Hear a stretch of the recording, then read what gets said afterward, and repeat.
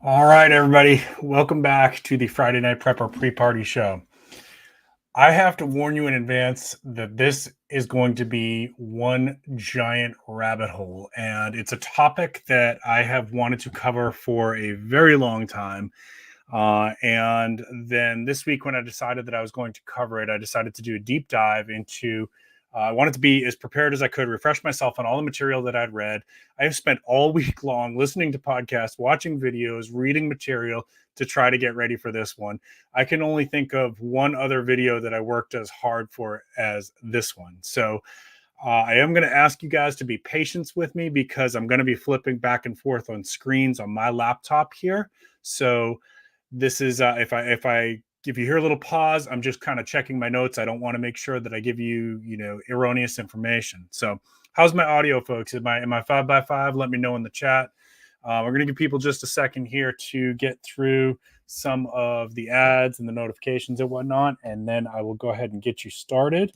But yeah, so let's kind of do some house rules and stuff here while we're waiting. The sorry, ad running. House rules. So be kind to the moderators. As always, they give their time freely. And please make sure that you are any comments, questions that you have for me, put them in caps. I will be able, the stuff that I know for a fact, I will tell you as a fact. The stuff that I don't know, I'll try to remember to tell you this is my opinion so we can distinguish the difference. And no racism, sexism, kind of our usual rules here. Loud and clear. Good. Awesome. Good to see you. Let me say hi to a few people here, and then I'm going to start to get right into this one. And anybody who joins in can just catch up. Cold War Prepper, thank you so much. Appreciate you for helping out. You are awesome. Southern Tier Prepper, David Edwards, James, good to see you all. Yes, James. So we're talking about Sirhan, who is the alleged assassin for Robert F. Kennedy. We're not talking about JFK tonight, just Robert F. Kennedy. And if you're familiar with this case, we're not going to talk about. There's a couple different rabbit holes that this can go down. We're not going to be talking about specifically here. I'm not going to be talking about the second shooter theory. That's a whole nother rabbit hole. There's some really interesting information there if anybody wants to take that on.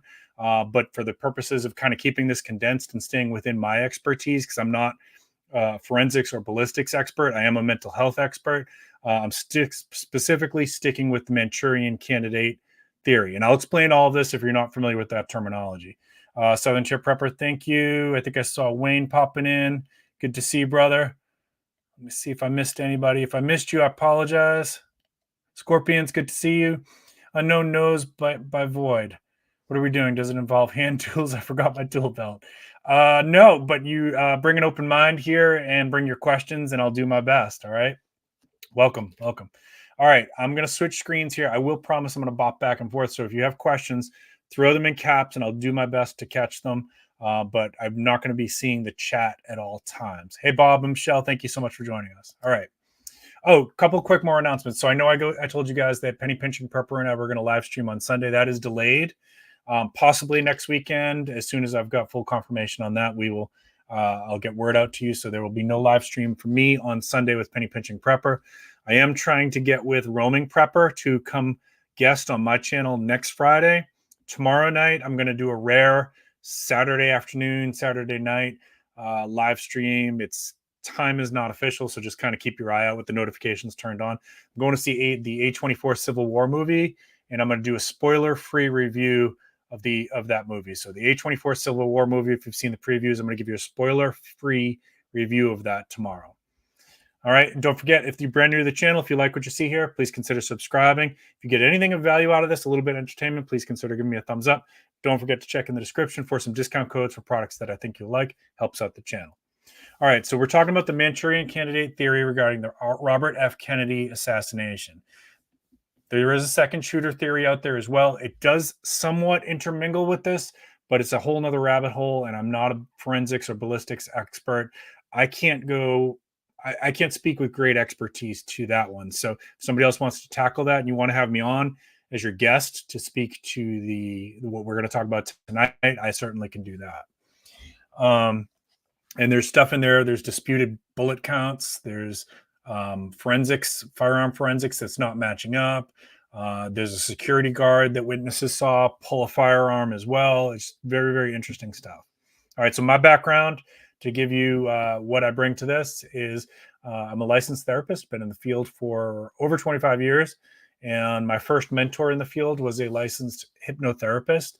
I am familiar with it. I have training on it. I do not practice hypnotherapy in my personal practice. Reason being is I use a tool that I prefer for helping people with trauma, which is EMDR. I'm not going to explain all that right now, but I find EMDR to be a better tool for working with trauma because I can help them access their subconscious, and they're fully aware, fully alert, fully consensual. And I just find that it's more a better therapeutic process. But I am trained in hypnotherapy. I do not practice it. Okay. And I will answer what I know specifically about that kind of stuff. What I know about how our mind works, your subconscious, the power of things such as hypnosis, manifestation, journaling, automatic writing, and suggestion. Okay. If I don't know something, I'll give you my opinion, and I'm going to try to specify when it's my professional opinion versus what's established fact within the field. Okay. The terminology for Manchurian Candidate comes from a 1959 novel by Richard Condon, where an American is brainwashed to assassinate a U.S. president, and then later was turned into a movie. Now, with regards to Robert F. Kennedy and Sirhan Sirhan is the alleged assassin. His legal team has suggested that the CIA basically used him as a Manchurian Candidate and the prison psychiatric team has their own opinions on the matter. Sirhan has maintained the same story throughout. Since the assassination, through all of his parole hearings, his story has stayed consistent, and that is that he does not remember shooting RFK and that he wouldn't have done that. He doesn't believe in murder. Okay, so let's start with the facts. What do we know? What is not refuted? So Kennedy was a candidate. Robert F. Kennedy was a candidate for the Democratic nomination in the 1968 United States presidential election. On June 5th, 1968, Kennedy was shot and mortally wounded shortly after 12 midnight in the kitchen of the Ambassador Hotel in Los Angeles. Kennedy died the next day at Good Samaritan Hospital. Sirhan was present in that kitchen with his firearm, a .22 LR revolver, and had apparently fired some shots. Notice that I do not conclusively say at the senator. We're going to get to that. A diary was recovered, allegedly belonging to Sirhan, that had written in it over and over things like RFK must die. During trial, he admitted guilt, but later stated and continues to state that he has no memory of doing this. But he was present in the room with a firearm. Kennedy was shot and died. And I'm going to come back to his confession in just a second, so bear with me. So let's start to dig into this theory a little bit. Sirhan's courtroom confession appears it's lost in the context of time, but historically it was looked at as that his courtroom confession may have been in frustration and sarcasm. In other words, he said, yeah, sure, I shot RFK, kind of like that. Okay. But more anger in it. Historically, it has lost the context, and this appears to have been it was an outburst out of frustration after asking the judge to replace his defense team, who he felt was doing a very poor job of defending him. However, in the passage of time, the sarcasm of the confession is, of course, lost, and his confession is now pointed to as the most damning piece of evidence. Sirhan has maintained the same story for over 56 years now. He maintains that he idolized RFK as a champion for the downtrodden. I'm paraphrasing his words a little bit here. But then became angry because RFK was making statements about providing fighter jets for Israel. Now, it's important to note that Sirhan is a Palestinian Christian with Jordanian citizenship who had witnessed Palestinian-Israeli war and had later immigrated to the United States with his family. So he was very frustrated and upset because he felt that Kennedy was going to be providing weapons that were going to be used against the Palestinian people. Okay. He maintains that he would not have murdered RFK, that he's against murder, and that he does not remember doing it. His diaries demonstrated that he had written RFK must die and similar statements over and over in his diary. but some handwriting analysts have said that it looks more like automatic writing as opposed to intentional journaling. Sirhan claims to have no memory of writing this. Okay, now let's pause here. I want to talk about what automatic writing is and why this is important to what we're talking about. So let me flip back screens here. All right, I can see chat again. Hey, Sassy Gale Prepping and Pateki, it's good to see you. And Days, good to see you. Anybody else that popped in there, appreciate y'all.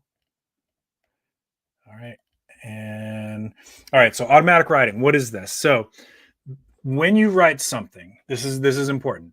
When you write something over and over and over again, it starts to ingrain in your consciousness, and things that you might not have previously believed possible can become possible. Okay, this is actually a technique for those who are into manifesting or law of attraction. This is a technique that's sometimes used as that. So let me give you some examples of how this can be used in a good way. Now, as a therapist, if I have a patient who says to me, I've got really low self-esteem. I'm stupid. I'm stupid. I can't figure out the most simple things. People have told me I'm stupid my whole life. I feel stupid, right? And I might be working with them about like, okay, we got to stop thinking about ourselves like that. We got to stop thinking of ourselves as stupid. So, because that causes depression, right? Negative thoughts about yourself is one of the biggest causes of depression. So I may have them do some automatic writing journaling, and I may say, I want you to, as your clinical homework, I want you to go home and write something like, I'm intelligent in many ways, over and over and over and over and over again. And what happens when you do that is your brain starts to accept it. Okay, so you can do this in other ways too. I'm just giving you an example of automatic writing. Your brain starts to accept that, and it starts to become part of your personality. And you will not only will you believe that, but you'll start to project that in your personality to others, and people will start to see, hey, this guy's actually kind of pretty intelligent. I know it sounds weird. It works. Trust me. It's been tested. I've had a lot of success with stuff like this with a lot of people. This is why you need a mental health expert to speak to certain aspects of this case. Conversely, so that's a way that you could use this for good. Conversely, could this be used to get somebody to do something that they wouldn't normally do? Yes. If I was to say, okay, so here's a good example. I don't like thieves. I really don't like thieves. There's a lot of things I'll have empathy for. There's a lot of things I'll tolerate. I have very little empathy for a thief. I dislike thieves, right? So if I was to, and I'm not doing this, and I'm not recommending that anybody do this, but if I was to start writing, it's okay to kill a thief over and over and over again, my brain is going to adopt that, right? And this is why I talk to people in therapy about, be careful about your thoughts. Don't have fantasies about violence, right? Because if you do that, the more you do that, it starts to become more and more possible for you that you could commit violence, right? Another example, and this actually I think may have been part of what happened here with Sirhan. In martial arts, right? Sometimes I would talk to people about, if I was working with, when I was training in martial arts, I would talk to my patients about anger management. I would talk about how martial arts is really good for anger management because you learn how to regulate that switch. Okay. And people would say, oh, so like when you're kicking the bag, do you imagine it as your enemy? No, never do that. And if you go to the shooting range, never imagine that you're shooting at somebody else, because you're training your brain to be more accepting of that. Okay. We're not going into an argument about self-defense here. You guys know I support self-defense. That's not what we're talking about. So automatic writing you can through automatic writing put your own suggestion into your own brain that can change your behavior. Yes, this is absolutely possible. Okay. So now the question becomes, did he do that, or did somebody else tell him to do that? And his legal team says that there's another person in this that we're going to get to later, codenamed Radio Man, who was a contact of Sirhan's. The legal team says that Radio Man was telling him to go to the range and to assume range mode. Range mode is another code thing here that comes into play later, and to journal over and over again, RFK must die. Now, would he have done that on his own? No, but I honestly don't believe so. That's my opinion. So that's separating fact from professional opinion. But combined with other techniques that we're going to talk about here, could he be convinced to do that? Yes. We're going to get into some of those other techniques here. Let me check chat real quick, and then I'm going to go back to my notes. Michelle J, Vanessa Kitties, good to see you. Appreciate everybody. Yeah, that's a good example right there, Days. Yep. That's a really good example. Yeah, and also Deadpool, and when Deadpool superpowers are coming out in Marvel Comics, that's kind of what they were building there. Is basically a Manchurian assassin. Right. Little different than that, but yeah, you got the idea, right? And actually, you know what? Maybe not so different. Maybe when teachers had us doing stuff like that, they were using a little bit of psychology there. That's I didn't think about that till you just said that, Days. You can, so off the top of my head, I want to say it's cursive, Vanessa, but if you Google Sirhan's diary, you'll see pictures of it. It's on the internet. All right, let me switch back to notes here. All right, so now Sirhan's account of that night. He maintains that he has memory blank spots throughout the night. Now, from a psychology standpoint, there's several things that could cause memory blank spots, including alcohol use and some other drugs. He was drinking that night. He acknowledges that he was drinking that night. Trauma can also cause memory blank spots. My experience, this is professional opinion, not necessarily fact. In my experience, I've seen that more regarding the incidents that relate to the trauma, not random things, right? So what else could do this? Induced psychological altered states of consciousness, such as hypnosis, could do this, right? No proof here of anything. No proof of anything. We're just kind of it is possible. That's all we're saying so far. Okay. So before returning to the Ambassador Hotel, Sirhan said in a brief memory lapse, Sirhan said he had a brief memory lapse. He has no memory of walking into the hotel. Witnesses saw him, or they believe it was him, talking to a beautiful woman in a polka dot dress. Remember that. Key detail. It's going to become important later on. Outside of the hotel before he even goes in. Okay. Sirhan does remember standing in front of a teletype machine cranking away in the colonial room. Witnesses who saw him there remarked that he looked like he was mesmerized by it. Okay. Mesmerized. What does that word mean? You know what it means. What is a teletype machine? You really wouldn't see these anymore, but it would have looked like a typewriter, but functioned more like a very rudimentary fax machine. It's able to send short messages. So could he have been instructed, possibly outside the hotel, possibly by a woman in a polka dot dress, to go there and await further instructions? In theory, all of this is possible. Do we know this is factually true? No. What we do know is that witnesses saw him in front of the teletype machine and that he appeared to be glassy-eyed and mesmerized. However, he also acknowledges that he had been drinking that night. Okay. Could he have been programmed to go to that spot and received the next set of coded instructions or a subliminal message? Absolutely. Absolutely. Do we have proof of that? No. It's interesting that he remembers that specific moment and that witnesses remarked that he appeared to be mesmerized by it. Okay. Let's pause here. I got to talk about subliminal messages. So if you're not familiar with subliminal messages, what this is you can, they do this in music. You can do this in film. There's been videos with it. You could basically, you could to some extent, you could do it with written words, right? Like you could crossword puzzle words like kill in a message that says something else, right? There's different ways that you could do this. That would be probably the weakest form of a subliminal message, in my opinion. Audio messages embedded in music and things like that are pretty strong.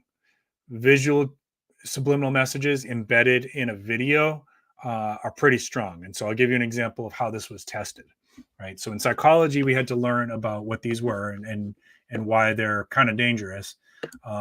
There was some research that's been done on it where one of the research experiments was a movie theater, and during the filming, the early part of the previews or whatever, before the movie started, they embedded images of buttered popcorn. Okay. But it's so quick, like a split second, that you wouldn't even notice on a conscious level, but your subconscious notices it. And what happened was their popcorn sales went up. I don't remember the percentage amount, but it was statistically significant. They sold a lot more popcorn that day. This is why in the 80s, when musicians were doing like backwards masking on albums and stuff like that, it became this big thing with Chipper Gore, the queen of censorship. And there was all these hearings. If you remember, I think Twisted Sister and Judas Priest were called into these hearings, and they're accusing them of causing kids to have violent behavior. I know, hard to believe. Kids cause violent behavior back in the 80s. Not a new thing. Shocking. Wow. There's been another experiment where they piped into a movie theater the smell of buttered popcorn, and that was enough. Now, of course, when you're sitting in a movie theater, you're probably going to smell people's buttered popcorn anyways, and that might induce you to want popcorn. But that's basically how a subliminal message works. And you're not, generally speaking, you're not aware of it. It's subliminal. So if you wanted to, combined with other techniques, this alone is probably not enough to get somebody who wouldn't commit murder to commit murder. I don't think. That's my professional opinion. Combined with other techniques that we're going to talk about, does it up the ante? In my professional opinion, absolutely. Am I saying that he received a subliminal message at the teletype machine? No, I don't know. I just find it interesting that witnesses said that he appeared to be mesmerized in front of it. And out of all his blank spots in his memory that night, that stood out. All right, let's check your comments here. See if I missed anything. Yeah, Jason Bourne. Yep. Morse code. I don't think Morse code would work unless the person understood Morse code. And then, yes, in which case it could. Yes, I remember that, Lee. Yes. And actually, you can look that stuff up on YouTube, and the images are pretty frightening. They definitely gave me a jump scare when I saw it. Yep. Okay. All right, gonna go. Hey, Bacon's good to see you, brother. All right, gonna jump back to my notes here, so I won't see chat for a few minutes. Lazarus, good to see you. All right. So we left off. He was watching the teletype machine, right? And then soon after that, he apparently had a craving for coffee and was asking people for a coffee. He went to the hotel kitchen. Now, at this point, another witness, Jesus Perez, a hotel busboy, saw Sirhan nervously holding and twisting some papers, standing in the kitchen pantry as were some other people. And according to Perez, Sirhan asked, "Is Mr. Kennedy going to come this way? Or is Mr. Kennedy coming this way?" Was the paper something he picked off the machine? Don't know. Could have just as easily been a flyer for the Democratic National Committee. Don't know. It's interesting, right? It's interesting. The last thing that Sirhan remembers, sorry, somebody was sending me a message. The last thing that Sirhan remembers was,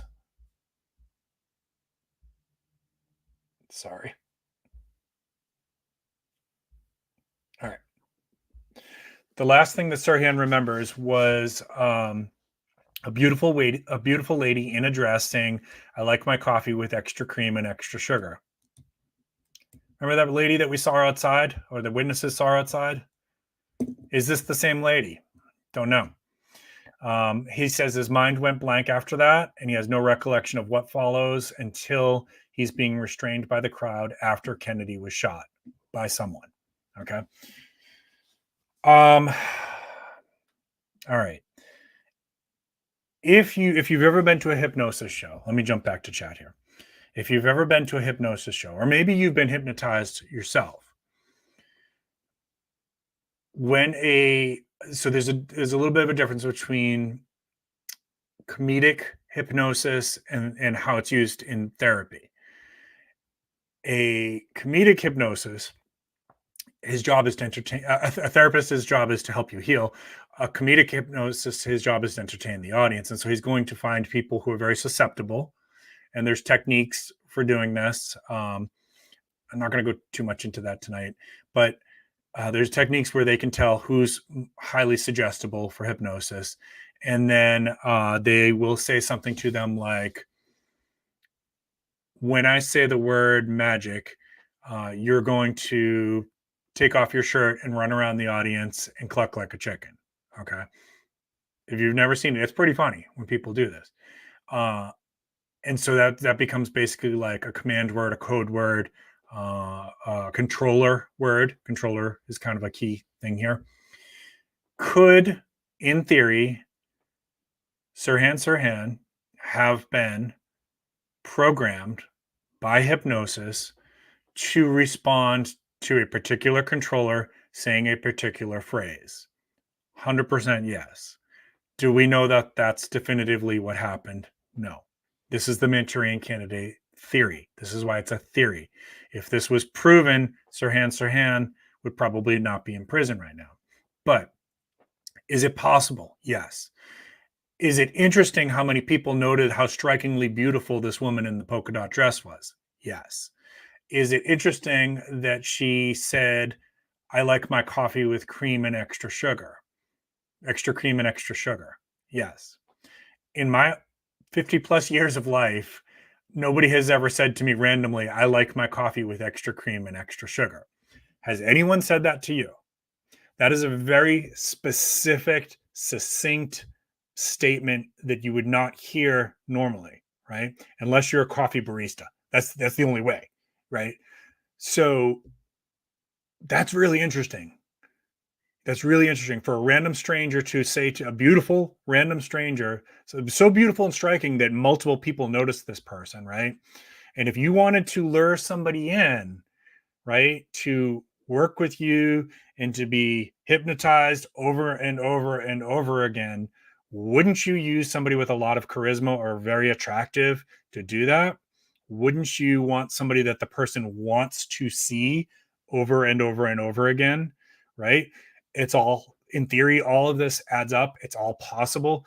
It's not definitive proof, but it certainly is possible. Okay. And we're going to get into one more element to this, at least, that makes this that yes, you could program somebody to do this. Okay. Let me check comments here. Yeah. Hey folks, if you're getting anything out of value out of this, please consider giving me a thumbs up if I'm entertaining you. And if you're brand new to the channel, please consider subscribing. Really appreciate everybody. Thanks, Hudson Valley, for mentioning that. Appreciate that. Yeah, codename Miranda. Thank you, Bacon. It took me a second. That's from Firefly, right? Or Serenity, the TV show Serenity, and the movie Firefly, or maybe it was the other way around, where there was basically a sleeper agent, a sleeper assassin, and that was the activating word. If she heard Miranda, that made her go like completely homicidal, right? If I'm remembering that correctly. You got a good memory, Bacon. That's good. It took me a minute. I was like, I know that. Yeah, and there is Unknown Nose by Voivod. There's several that did. There's a lot of bands that were doing that, and there's actually still Missy Elliott did it with a song. Grimes, former spouse for Elon Musk, who's also a musician. She has a song. The name of the song, I think, is called Reality. And it's a cool song, actually. It's one of my favorite songs. And there's a backwards message in there. And supposedly what it says is every morning there's mountains to climb. It's not anything like bad.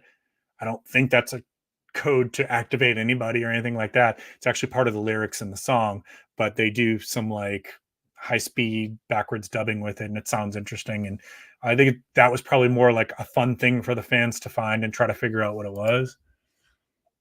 There's a No Doubt song, Hella Good. Hella Good by No Doubt, where there's whispering in there, and you can't understand what Gwen Stefani's saying. And I've tried slowing it down, blowing it up, finding videos with the words in it. And I've asked No Doubt fans, and I've said, "Hey, play this second of this song," and they're like, "Can't tell what she's saying." It sounds something like, "I'm not saying I'm a bad girl, but I do bad things," or something like that. But that might not be it. It's really hard to hear what she's saying. Yep, absolutely, absolutely, Scorpion. I've not read that one, Michelle J. Night Chills.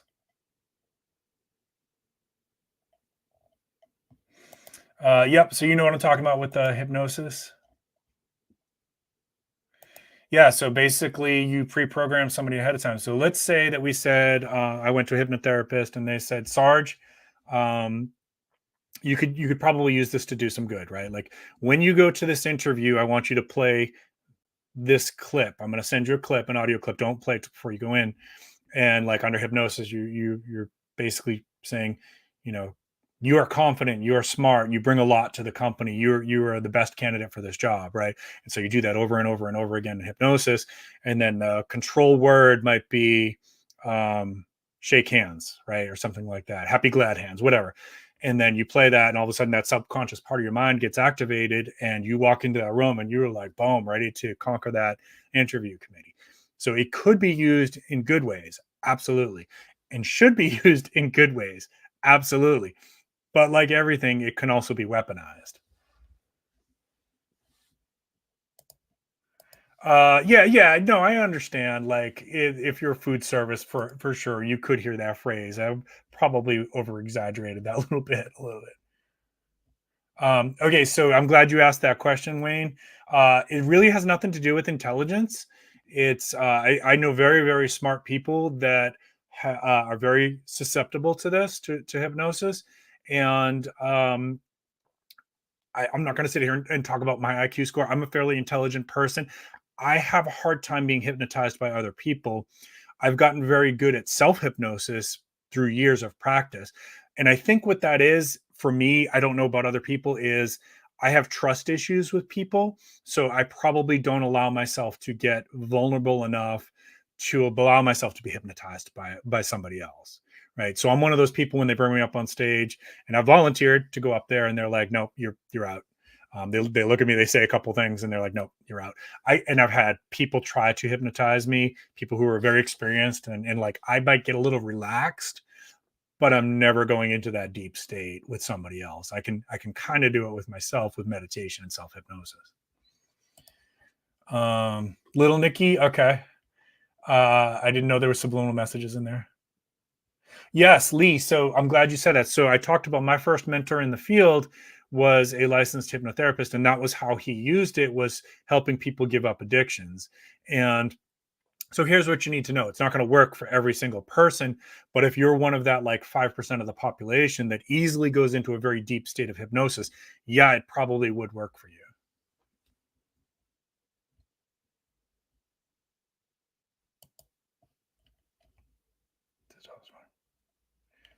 Oh, I got you, Lee. I got you. Okay. I didn't see the second part of that. Uh, okay, let me head back to my notes. Appreciate your great comments, all everybody. Thank you so much. All right, now we talked about the busboy. Yep, we talked about the woman in the dress asking for the coffee. Okay, so a few minutes later, Senator Kennedy's entourage led the senator through the kitchen, and Sirhan attempted to approach and was restrained and began firing his revolver. Okay, most witnesses say yes, he had the revolver, he pulled the trigger, shots were being fired. There is, again, some discrepancies in the witness reports. There's some discrepancies in the firearm ballistics. There's some discrepancies in the shot count. I'm not going into all that stuff tonight. That's a whole nother rabbit hole. Maybe one of you who's really good at that stuff would like to tackle that one. If you want to have me on to talk about this part of it, the mental health piece of it, the hypnosis piece of it, subconscious, I'm happy to join you. I just don't feel like I can adequately speak to the ballistics and forensics piece. All right, so moving on. Psychiatric evaluations. In 1975, Dr. Joyce Sutton, a prison psychiatrist who was working with Sirhan, remarked that he was a model prisoner and he was no more violent than anybody else in the prison. He did have some episodes of anger and depression. However, if you were serving a life sentence for murder, you would also have some moments of depression and probably some moments of anger, and even more so if you believed yourself to be innocent. Dr. Sutton testified that she felt he was not psychotic nor a danger to others. Now, I want to say, in my opinion, in all of the interviews that I watched of Sirhan, I do not believe he has a psychosis. I say that with my professional opinion, with strong conviction. I know what schizophrenia looks like. I know what schizotypal looks like. I know what schizoid personality type looks like. I know what schizoaffective looks like. He does not have a psychotic disorder, in my professional opinion, based on the interviews. Now, I've never sat down with him and interviewed him. I would love to. I say this because there's some videos on here, and one is specifically from a body language expert who says he believes he has schizophrenia. Now, with all due respect, this man is very good with interpreting body language. He is not good at diagnosing, in my opinion. I will go ahead and link that right now if you guys want to check out that body language video, because there's 4 body language experts in there, and they are it's a worthwhile video. They're all really good at body language interpretation. The only piece of this video that I disagree with is that I don't think he has a psychosis. And I made that in my comment there. You'll see that if you see my comment. So I'm going to link that. I'm going to put that link in chat right now. And if you're watching this on replay, hopefully you can see that. I'll show it briefly here. I'll leave that up for a minute while I go to the next part. Well, see, an unknown knows you can use this to correct some of your thinking too. That's how I use it, right? Like, I've certainly had my issues with anger and forgiveness and things like that, and I had to work on myself. And this is one of the ways that I change my thinking, is by doing my own self hypnosis and meditation and working on myself and the kind of person that I want to be. So, when you're in control, I don't really feel like you need to be worried about it or there's anything to fear. If you're worried about that, I wouldn't necessarily let somebody else do that for you, but that's my personal opinion. All right, let me jump back. So I'm going to leave that up for a couple minutes. I know that's a really long link. Nothing I can do about that. So Dr. Sutton testified that she felt he was not psychotic. Dr. Sutton, I agree. Now, it's important to note that past indicator of future behavior. There's a saying we have. So I used to lead a training on assessing somebody's risk of violence to others. Okay. I was the specialist for my agency in Kentucky. And this was one of the things that I trained people on, is how to assess if somebody's legitimately a danger to other people. And the best indicator of whether somebody is at risk of harming other people is their past behavior. So conversely, does that work? If he was showing for 50 odd years of being a model citizen, model inmate in an environment where violence is extremely common, to me, again, my professional opinion, that to me is an indicator that he's not naturally prone to violence towards others. Okay. If he was, you would have seen evidence of that in prison, in my professional opinion. Okay. So then so there was some allegations at one point that he had made a threatening letter, handwritten letter, to prison staff. This letter has mysteriously disappeared. Two prison officials testified at his parole hearings that they know nothing of this alleged letter, right? Here's what I'll say. I work with some corrections officers. If you have a high profile case like Sirhan, and that person allegedly wrote a very threatening letter to prison officials, that letter would not disappear. It would not. That would be, I promise you, that would be handled with the utmost care because it's a very, very important piece of evidence. I don't believe this letter existed. Personal opinion.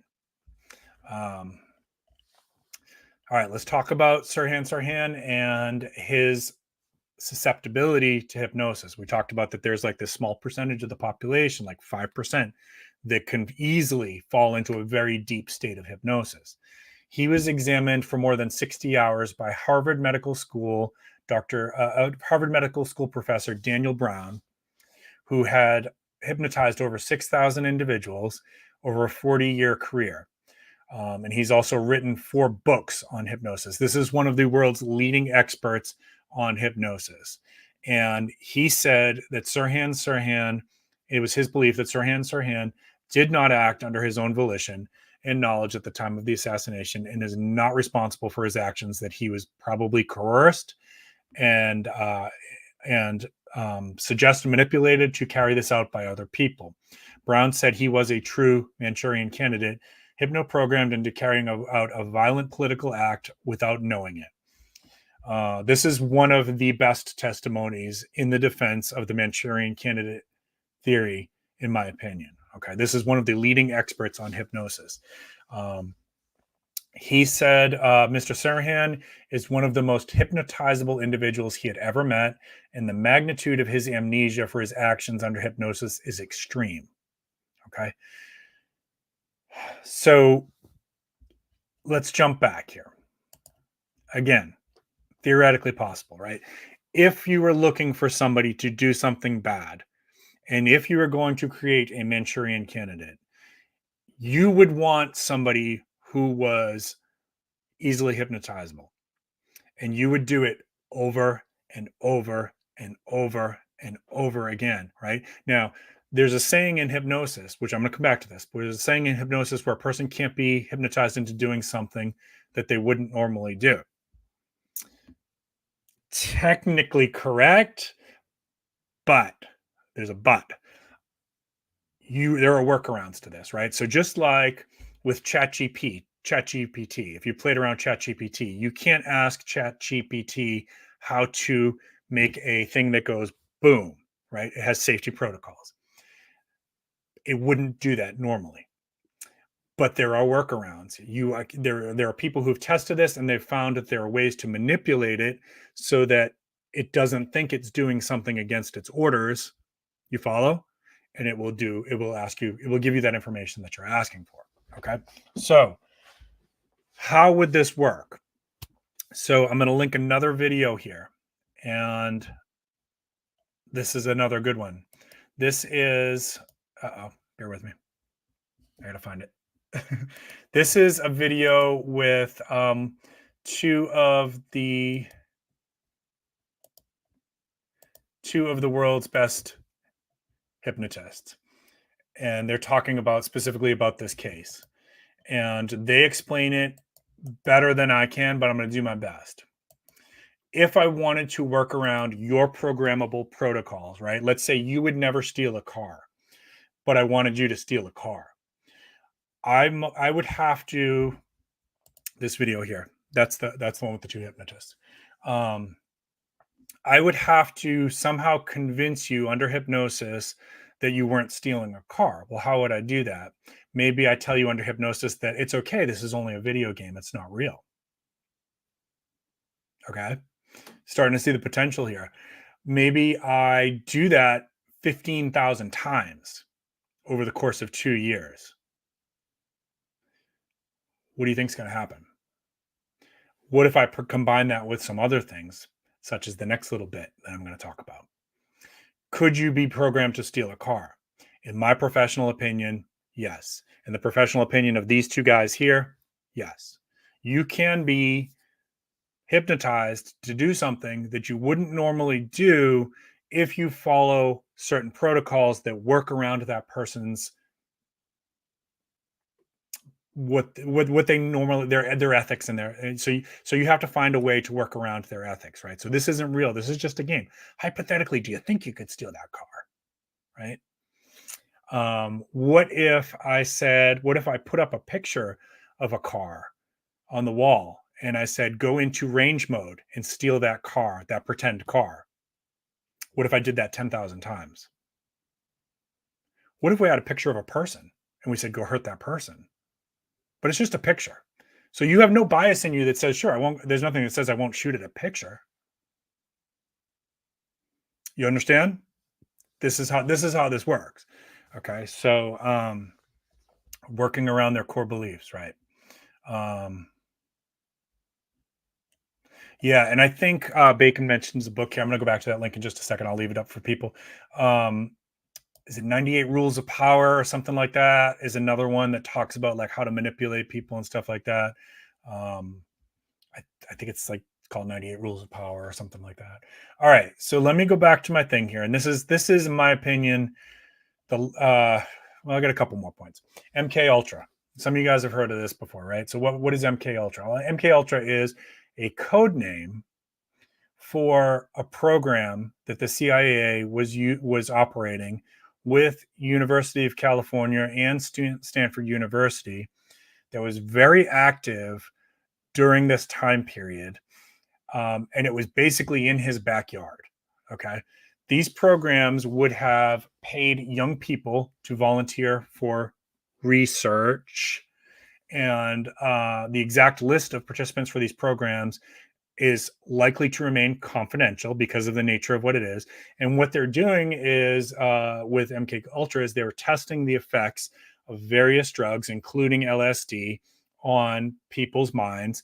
And does it help to access their subconscious? And what could be done in the realm of of your subconscious, right? So I need to come back to chat here to explain this one. So when I talk to my patients, I talk to them about layers of consciousness, right? So as you and I are talking and engaging in this video, you're chatting and I'm talking to them, trying to answer your questions. Hey, Steve, it's good to see you. Appreciate you. I talk about the layers of consciousness, right? So we're engaging what I usually, for a metaphor, I say, this part of our consciousness, right? Your working memory, if you will. And this is like all the things that we're all thinking about. This is the inner voice that most of us have, our dialogue with ourselves, right? That's what we're talking about with your main consciousness. But behind that is your subconscious. And your subconscious is working all the time, whether you realize it or not.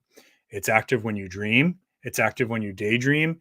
It's active when you are sitting here chatting with me. It's thinking about all kinds of things. It's thinking about, how am I going to pay my bills? Oh yeah, I have to get litter for the cat. I have to get diapers for the baby. Oh shoot, our in-laws are coming. We got to get the house cleaned up. It's constantly fluctuating files back there, right? And it also is very heavily influenced by things like your id and your superego, right? So your id is like your desires, kind of, it's like the hedonistic part of you. Your superego is the part of you that's like, well, I probably shouldn't steal that car because society says that's a bad thing. Okay. And for most people, those have somewhat of a balance. So your subconscious is back there, and most of the time we're not aware of it. You can access it through hypnosis. You can access it through meditation. You can access it through automatic writing. You can access it through EMDR, which I was talking about earlier in the video. There's lots of different ways you could get at this, and it's a very powerful thing. You could do great things with this. I help people to use their subconscious to accomplish great things every day, and I've been doing it for 25 years. And it's amazing the power of your subconscious, but it could be weaponized, right? So I was talking about like 10,000 times being hypnotized. If you hypnotized somebody 10,000 times and you said, I want you to steal this vehicle, it's okay because it's not a real vehicle and it's just a picture of a vehicle. It's not even a real vehicle at all. In fact, you can go up and you can shoot that vehicle, right? And if you do that 10,000 times combined with automatic writing and combined with trigger words and combined with MK Ultra drugs, is this all possible? Yes. Yes, 1,000 times yes. This absolutely can be done. Is this proof that Sirhan was a Manchurian candidate? Unfortunately, no. And I don't know that we're ever going to have that proof. We're not going to have that that person that comes forward and that says, yeah, he was part of MK Ultra.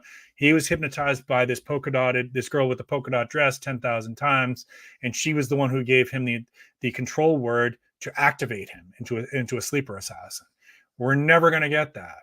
I don't even know if they know who this polka dot dress girl is. Somebody knows who it is, right? But I don't know that she was ever identified or brought to trial or anything like that. There's also Radio Man, which I'm going to talk about here in just a second, who I searched and searched and searched. I can't find a name for the person who is codenamed Radio Man. Let's talk about that. Can you tell us what that stands for? Specifically EMDR. Oh, EMDR stands for eye movement desensitization and reprocessing. I could take 30 minutes talking about this. I'm going to give you a really simple Reader's Digest version of it. It started the first time it was used with eye movement, and very similar to like rapid eye movement. And by doing that, you're stimulating both hemispheres of the brain. When you stimulate both hemispheres of the brain in certain patterns, we can access the subconscious and do certain things with it. Okay. Doesn't have to be done with eye movement. That's just how it started. So really, the woman who discovered this, Francine Shapiro, she said if she was going to if she was going to reinvent the name now, she would just call it desensitization and reprocessing. Basically, what a therapist is doing with EMDR is we're trying to get at your subconscious, trying to find what we would call cognitive stuck points in your trauma. And that's like an example of that would be self-blame for a situation that really wasn't your fault, right? So an example, I work with a lot of first responders. So a firefighter might say, they might go to a fire and there's a house fire and a little kid dies, and they may be having a lot of bad after effects about that. And they may be saying to themselves, if we had only gone 2 miles per hour faster, we would have got there. No, you don't know that. You don't know that. That's a cognitive stuck point. And my job as a therapist is to help you free that up and to insert your preferred cognition, which might be something like, we did the best that we could. Sometimes bad things happen. Okay. That's a really quick Reader's Digest explanation of what EMDR is. All right, let me go to. Yeah, I you know what? I wish there was a picture of this woman in the polka dot dress because she was so striking that like many people noticed her. I'll tell you my theory on all of this at the end. I'm going to give you my personal opinion to wrap this all up when we're done. All right, we're getting near the end, folks. I appreciate everybody staying with me here. So Radio Man. All right, so briefly, 2 years prior to this incident, remember I said 2 years a little while ago? 2 years prior to this incident, Sirhan Sirhan was working with somebody that he met with horses, right? And he had a hobby interest in shortwave radio. This person is codenamed Radio Man. And this person, according to Sirhan Sirhan's defense team, instructed Sirhan Sirhan to write in the diary over and over again, RFK must die. Now, again, my belief is that I don't think Sirhan Sirhan would have done that if not for other things to get at his subconscious, such as hypnosis and MK Ultra, right? One of these alone probably wouldn't be enough. A combined assault on the subconscious probably could do it. And so that's Radio Man. And I searched and searched, and I cannot find the identity for this so-called Radio Man. Let's see. So Sirhan met Radio Man, who also shared an interest in shortwave radios. Brown was, I think that was the psychiatrist. Yeah, Brown was the psychiatrist who wrote that it was Radio Man who instructed Sirhan to write RFK over and over again in the notebooks. And he believes that they were written in a hypnotic state. So here's the other thing. Here's a possibility. Maybe he didn't write those so-called journals at home. Maybe he did those in a state of hypnosis as he was volunteering for a certain program called MK Ultra that happened to have an operative who was this beautiful woman in the polka dot dress who became his handler, right? And much like a puppet, basically somebody could be turned into a human puppet with this. Also, Radio Man taught him how to shoot targets. That's kind of interesting. And under hypnosis, the doctors who worked with Sirhan said that he would go into this thing called range mode. Remember, I talked about that, right? So that was probably a code word, go into range mode, and now shoot at the paper target that's in front of you. See how this could work? Last little bit here, I think. Yeah, okay, I'm getting near the end. Let's talk once more about the woman in the polka dot dress. Now, several witnesses saw this woman. And what's interesting is that one of them was a Kennedy campaign worker, Sandra Serrano, and she wrote a testimony that she saw this woman run from the hotel after the shots were fired and was saying, "We did it, we shot him." Kennedy, or "We did him, we shot him, we shot Kennedy," something like that, right? And then later she recanted her account. So she made a police statement about this, and then she recanted. Could somebody be afraid of being Epsteined? I don't know. You tell me. There was also another witness, Evan Freed, who saw the woman in the polka dot dress. And he saw this woman allegedly talking to Sirhan several times during the evening, including in the kitchen area where the assassination happened.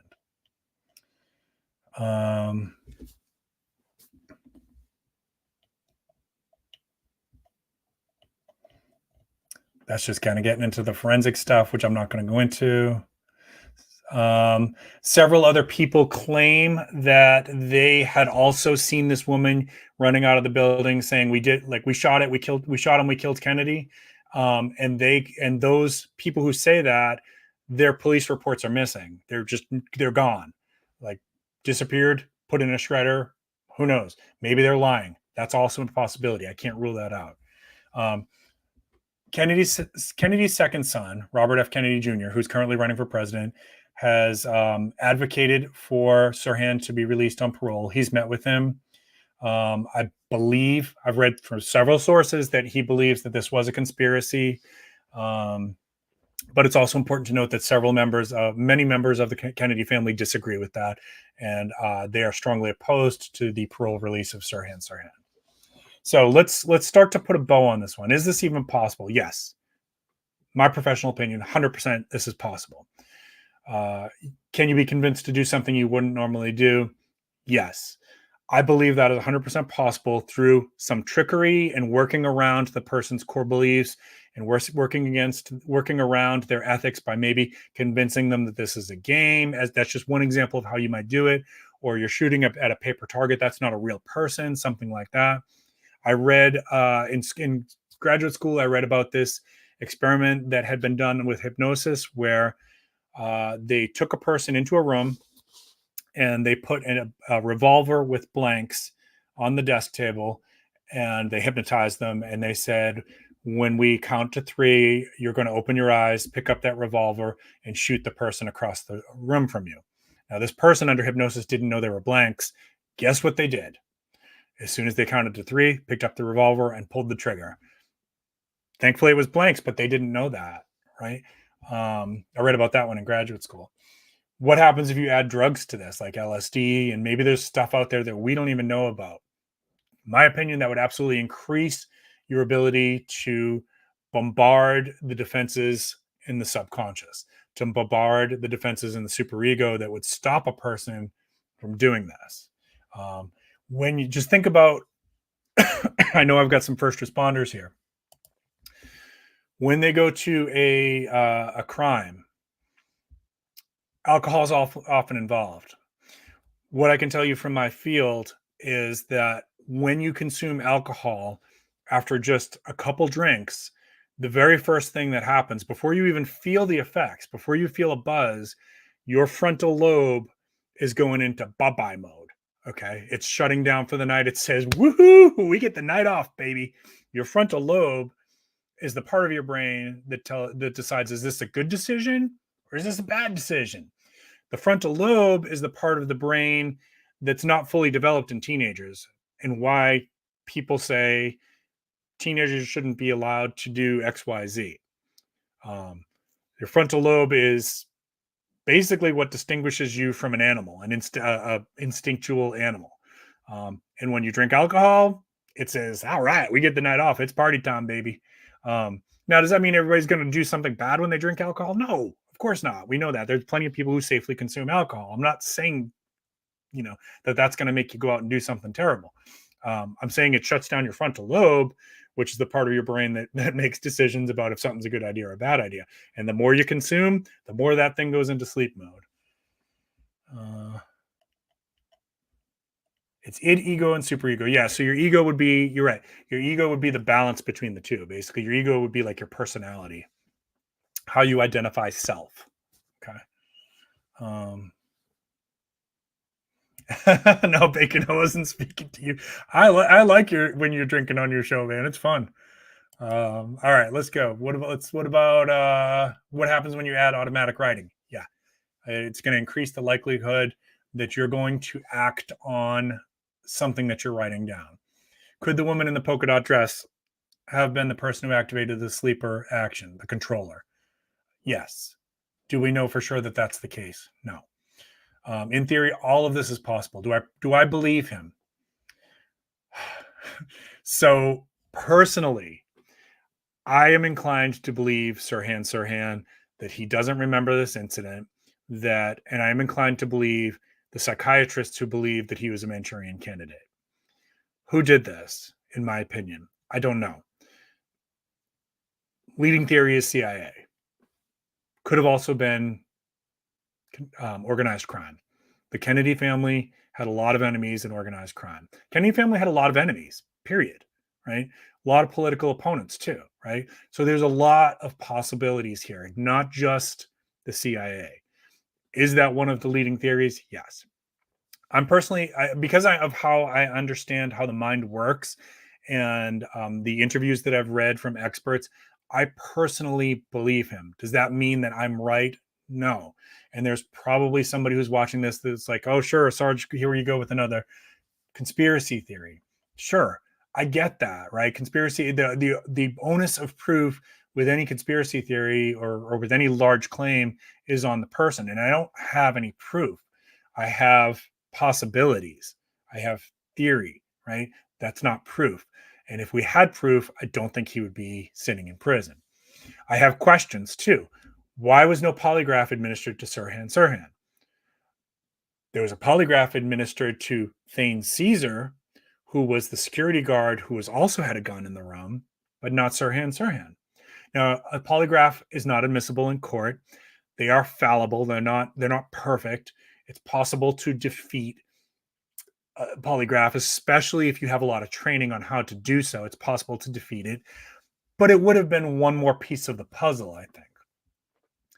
I would like to know, I see if I could sit down with him, I would love to interview Sirhan. I would love to do my own psychological assessment on him. I would like to know everything that he can remember in the months leading up to the assassination. Who does he remember spending time with? Can he name names? Why do we not know who Radio Man is? Why do we not know who Polka Dot Dress Girl is? Right? Why was there no toxology report that night? That's a great question. He acknowledges that he had drinks. Was there anything put into his drinks? Was there anything that was administered to him earlier that day? Right? Why would you not have a toxology report done on this? That's really interesting, right? Let me hit comments one more time, and then I'm going to wrap this up, and we'll call it a weekend, folks. But if you got questions, now's your final chance. Throw them in there. And then, I always end with something positive, so we're going to do that too. That's it, huh? No questions? Yeah, so automatic writing, I did that at the beginning of the video, but real quick, basically, if you wrote something like, Michelle, if you wrote something like, I'm a beautiful and loving person, over and over and over again in your journal, I'm a beautiful and loving person, I'm a beautiful and loving person, your brain will start to adapt that and believe that. And this is something that we can do in therapy to help people to change negative thinking about themselves, for example. But it could also be weaponized against somebody as well, if you could convince them to do it. Right. So if I said to you, I think I want you to go home and journal 10,000 times. I think stealing cars is okay. You're going to be like, no, F you. Right. And as you should. What if you were drugged? What if you were hypnotized? What if you were drugged and hypnotized and then told to do it? Right. then you might do it. And all of these things combined, absolutely, in my opinion, could create a Manchurian candidate. Okay. Good questions. Any other questions here before I get to sending us off with a positive message? I really appreciate everybody. I hope you entertained my crazy conspiracy theory stuff here. There's only a few conspiracy theories that I really do truly believe in. This is one of them. The other one that I truly believe in is that Lee Harvey Oswald was not the only shooter in the JFK assassination. I do not believe that Lee Harvey Oswald was the only shooter in the JFK assassination. Now, many of my friends would be like, "Stop with the tinfoil hat crap." You know, is it theoretically possible that he could have been the only shooter? Yeah. I don't believe it. There's so much circumstance that somebody could go into there with the Umbrella Man. Look up Umbrella Man. Really interesting. And if you know how long range shooting works, you need markers. Most people need markers to understand distance so that you can understand windage and droppage, right? Wayne, if you're still here, he understands this stuff. Yeah, you understand that better than I do, right? Like if you were going to make a shot 600 yards, wouldn't you need to have an idea where that 600-yard mark was so that you could calculate your windage and droppage? So I think that Umbrella Man is a key piece of that puzzle, but that's a whole nother stream. Maybe we do that in the future. I don't know. All right. Let me, while you guys are throwing your last few comments in there, I'm going to switch back to my notes here. I want to end with something positive as always. So we talked about all this stuff, and it is a little frightening to think that somebody could be manipulated to do something so heinous as this. But the good news is everything that we talked about here, with the exception of maybe MK Ultra, can be used for good too, right? You can watch videos here on YouTube to learn how to self-hypnotize. You can watch videos to learn how to meditate. You can practice automatic writing on your own to improve your own thoughts, to think more positively, to think kind thoughts about yourself, to build confidence, to even stop addictions. You could journal over and over again, "I'm no longer a smoker. I'm no longer a smoker. I'm no longer a smoker." And your brain will start to accept that, and it will help, right? Is it going to take away the withdrawals? No, but it will help you to get there, right? I am capable of being funny, right? People enjoy my company, right? And then you'll project that. If your brain believes it, you'll project that, and you'll find that you're going to make more friends. Okay. This stuff's been proven over and over again. I use it in therapy with great results with patients. So use this stuff for yourself. Learn how to do this for yourself and do some good for yourself with it. You deserve to think good things about yourself, right? I know we've all done stuff in our life that we regret. Believe me too. But staying angry at yourself or staying shamed at yourself is not going to help you become the person that you want to be. You have to find that path to forgiveness, and that path to forgiveness always includes seeing the kind of person that you want to be and believing that you're capable of that. And that's where this comes into play. Okay. Folks, if you got anything of value out of this, please consider smashing that like button like it was a bully's nose. Subscribe if you're new to the channel. Don't forget to check in the description for discount codes on products that you like. And don't forget, keep an eye out on my notifications for tomorrow. I'm going to do an unscheduled review of a spoiler-free review of A24's Civil War movie. I've got tickets for the 1 o'clock show, so it'll be sometime probably late afternoon, maybe nighttime. I'm going to come on and give you a spoiler-free review. And I hope you all have a wonderful weekend. Be kind to yourselves. You deserve to be kind to yourself. And keep planting seeds. Keep stacking your silver. This is Prepping with Sarge. Oh, thank you, Wayne. I saw that you answered my question. Thank you. All right. Have a great weekend, everybody.